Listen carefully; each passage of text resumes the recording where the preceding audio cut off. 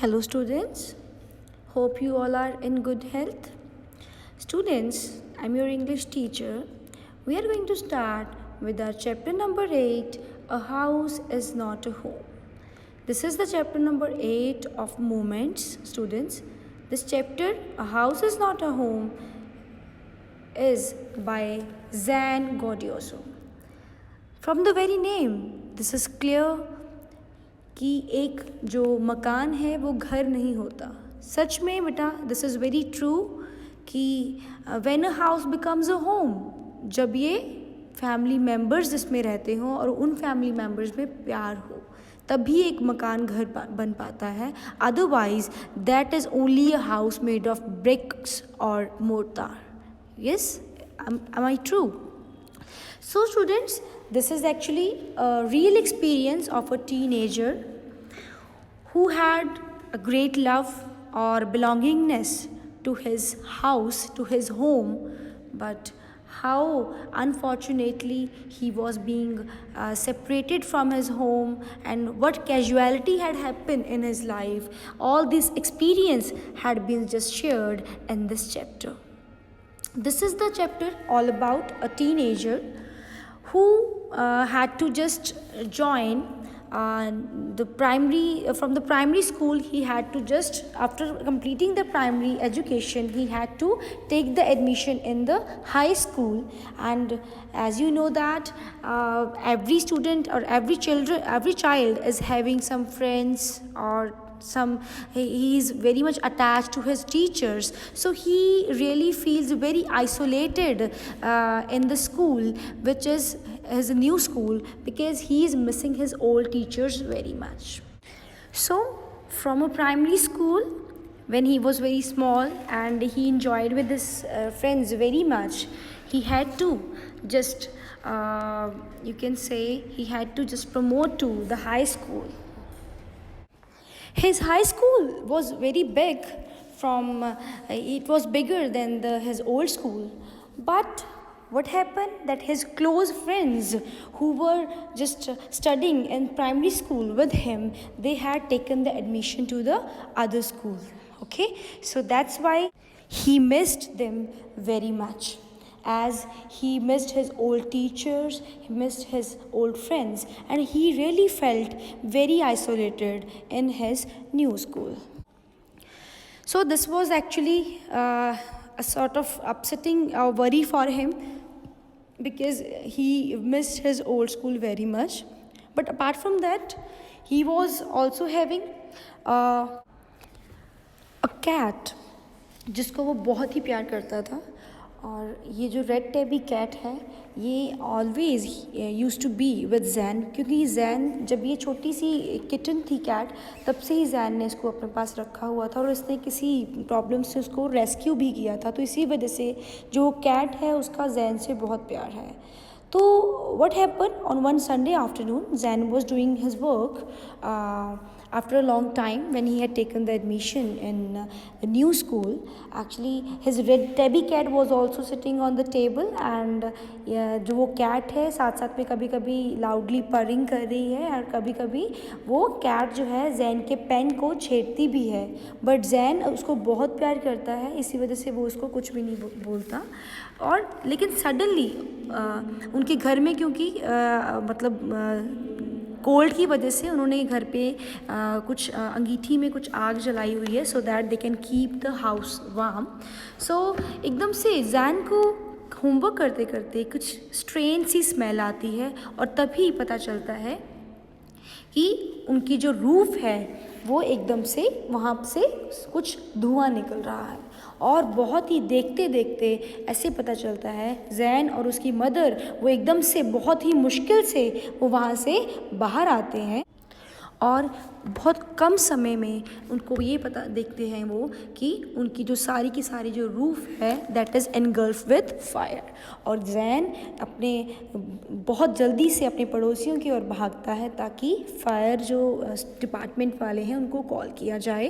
लेकिन इसी समय वो अपनी मदर को भी देखता है कि वो भी हाउस की ओर भागते हुए जा रही हैं, क्योंकि वो सिर्फ 2 फैमिली मेम्बर्स थे घर में, तीसरी उनकी कैट थी.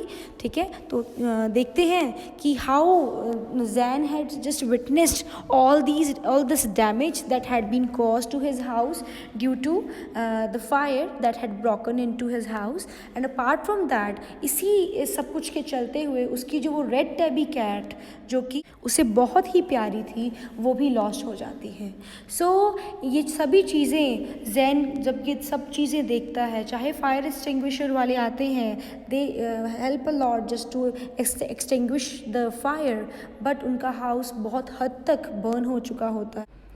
बट जैन ये सब कुछ देख के ही रियली उसके माइंड में वो सभी चीज़ें आ जाती हैं जो उसको वरी कर रही हैं. एक उसका न्यू स्कूल और उस लविंग रेड टैबी कैट जिसको वो बहुत प्यार करता था, उसका हाउस जिसको उसने बर्न होते हुए देखा था. तो जैन इस चीज़ को बहुत ही डिप्रेशन में चला जाता है इस चीज़ को लेके.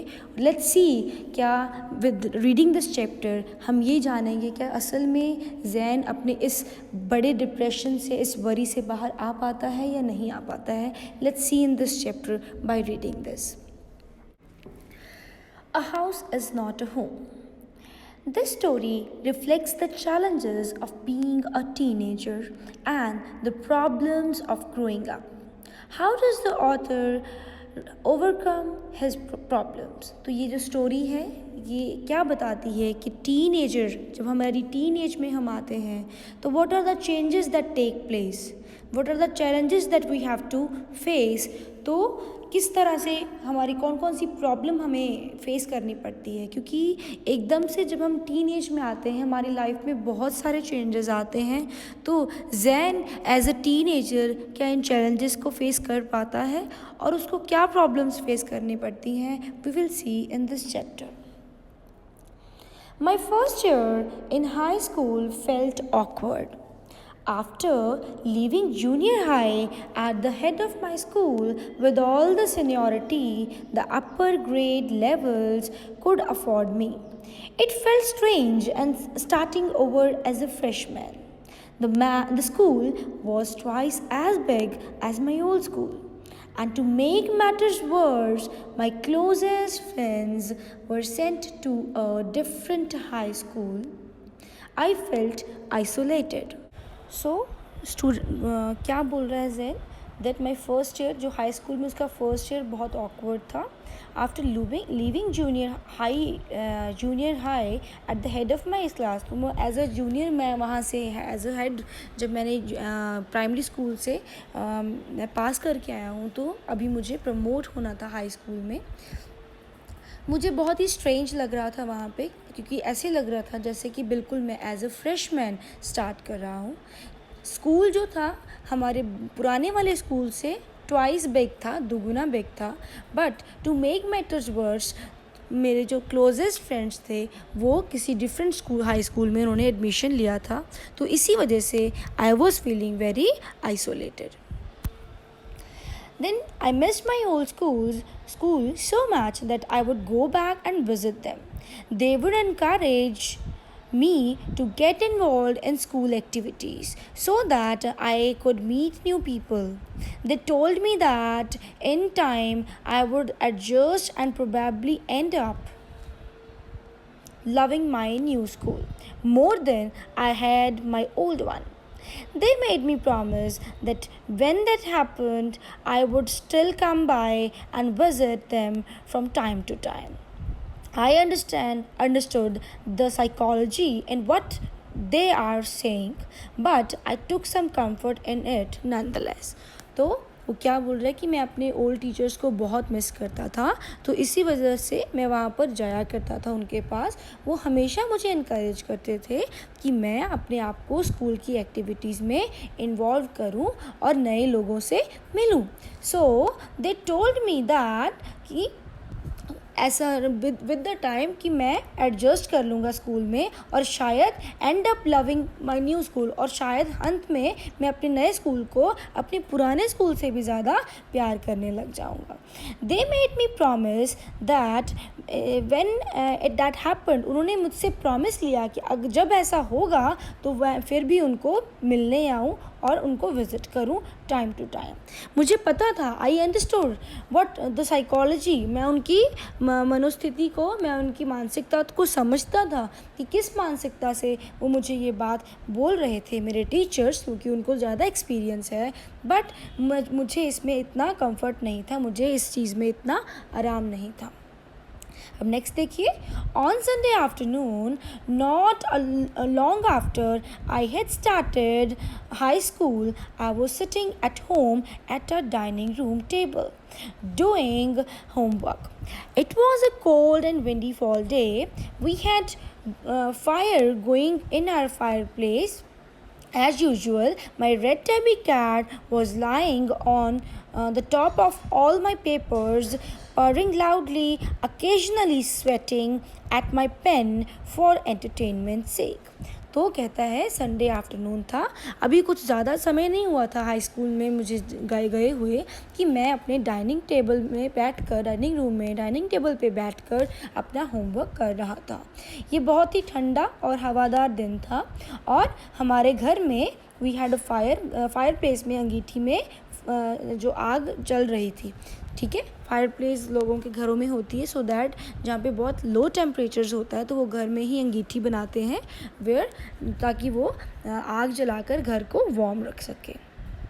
तो हमेशा की तरह एज़ यूजुअल मेरी जो रेड टैबी कैट थी वो भी मेरे पेपर्स के बिल्कुल टॉप पर ही पड़ी हुई थी और बार बार लाउडली वो गुरगुरा रही थी, परिंग, गुरगुराना, आवाज़ करना, और कभी कभी अकेजनली वो मेरे पेन को अपने एंटरटेनमेंट के लिए छेड़ती थी, स्वैट करती थी, ठीक है। सो इससे पता चलता है कि वो रेड टैबी कैट उसके लिए कितनी लविंग थी, कितनी प्यारी थी जैन के लिए। She was never far from me, I had rescued her when she was a kitten. Somehow she knew that I was the one responsible for giving her the good life. तो वो कभी भी मेरे से दूर नहीं थी, क्योंकि जब वो एक छोटी सी किटन थी, बच्ची थी, तो मैंने ही उसको रेस्क्यू किया था, बचाया था, और somehow उसे पता था कि मैं ही रिस्पॉन्सिबल हूँ उसको एक अच्छी लाइफ देने के लिए। अब नेक्स्ट देखिए, next paragraph. My mother kept stoking the fire to keep the house nice and warm. Suddenly, I smelled something strange. Then I noticed it, smoke pouring in through the seams of the ceiling. The smoke began to fill the room so quickly that we could barely see. तो कहते हैं मेरी mother जो है stocking the fire, आग को और जला रही थी ताकि हाउस को वार्म रखा जाए, और अचानक सडनली मुझे कुछ अलग सी मुझे मतलब स्मेल आए, और देन मैंने नोटिस किया कि जो स्मोक है, धुआं जो है, वो हमारी छत की सीलिंग की सीम्स में से निकल रहा है, और बहुत ही कम समय में, बहुत ही जल्दी इस स्मोक ने हमारे सारे रूम को फिल कर दिया कि हम बहुत मुश्किल से ही देख पा रहे थे। Groping our way to the front door, we all ran out into the front yard. By the time we made our way outside, the whole roof was engulfed in flames and it was spreading quickly. I ran to the neighbors to call the fire department while I watched my mother run back into the house. तो कहते हैं groping, पीछे हमने किया है groping are वे, टटोलते हुए, जब हमें कुछ दिखता नहीं है तो हम हाथों से टटोलते हुए जब हम करते हैं, दैट इज़ ग्रोपिंग आर वे, जब हम मूव करते हैं कुछ ढूंढते ढूंढते हाथों से। तो groping our way, front door की ओर हम रास्ता टटोलते हुए हम फ्रंट यार्ड की ओर भागे, और किसी तरह से जिस समय हम अपना बाहर की ओर रास्ता बना रहे थे, हम बाहर निकल ही रहे थे, उतने ही समय में हमारी सारी की सारी छत जो है वो फ्लेम्स में, आग की लपटों में घिर गई। एनगल्फ्ड का क्या मीनिंग है? घिर जाना। इट वॉज स्प्रेडिंग क्विकली, ये बहुत तेज़ी से फैल रही थी। फिर मैं अपने नेबर्स के और भागा ताकि फायर डिपार्टमेंट को कॉल किया जाए, और तभी जब मैं वापस आया मैंने देखा कि मेरी मदर जो है वो वापस घर की ओर भाग रही हैं।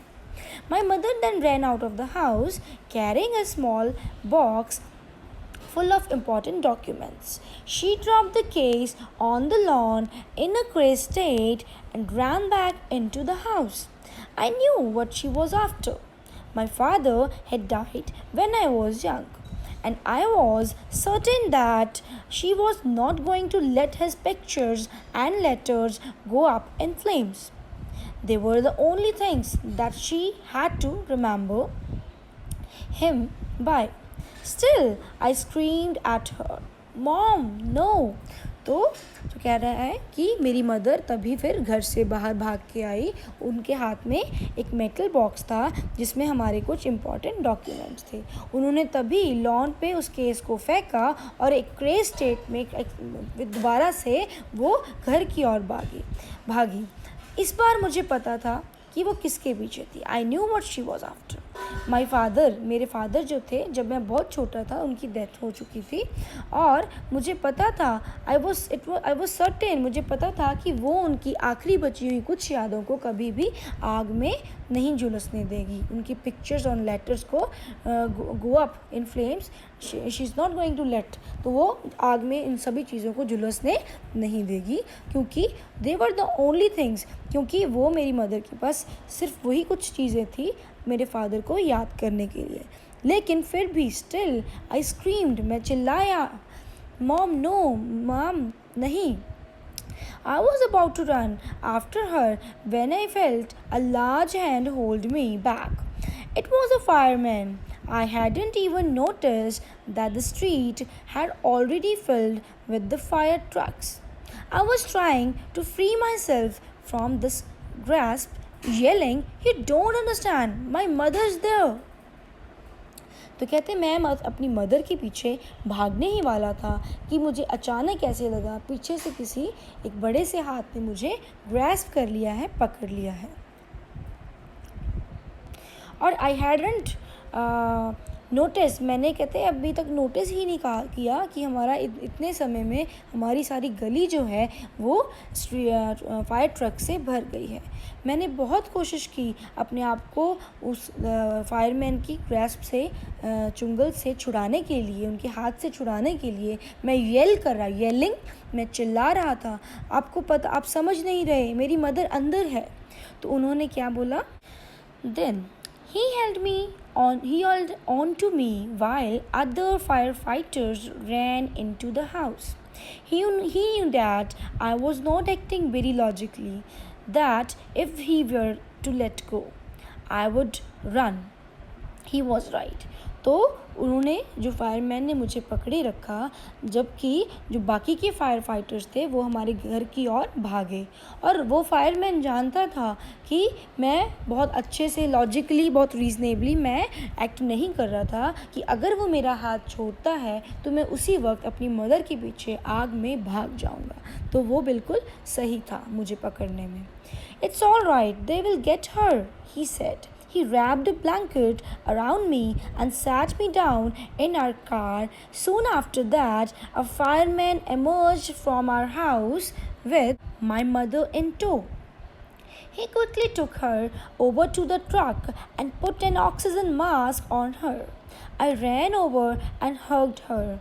All those times I ever argued with her and hated her vanished at the thought of losing her. तो कहते हैं, तो फायरमैन ने मतलब मुझे ब्लैंकेट में रैप कर दिया. और उसी समय जो कुछ जो फायरमैन थे, तभी एक फायरमैन घर में से मेरे निकला और उसने मेरे मदर को पकड़ा हुआ, मदर इन टो. और देन वो क्विकली मेरी मदर को एक ट्रक की ओर ले गया और उसने मेरी मदर के मुंह के ऊपर मास्क, ऑक्सीजन मास्क लगा दिया. मैं भागा और मैंने अपनी मदर को हग कर लिया. और उस समय जो मतलब जितनी बार भी मैं अपनी मदर से गुस्सा हुआ, उनसे बहस की या मैं उनको हेट किया, मैंने जितनी बार भी, वो सारी चीज़ें, वो सारी गुस्से मेरे लुप्त हो गए, वैनिश हो गए, ख़त्म हो गए, डिसअपीयर हो गए. किस थॉट में कि कहीं मैं अपनी मदर को खो ना दूँ. ठीक है. So up to this was, I will do the next part in the part 2.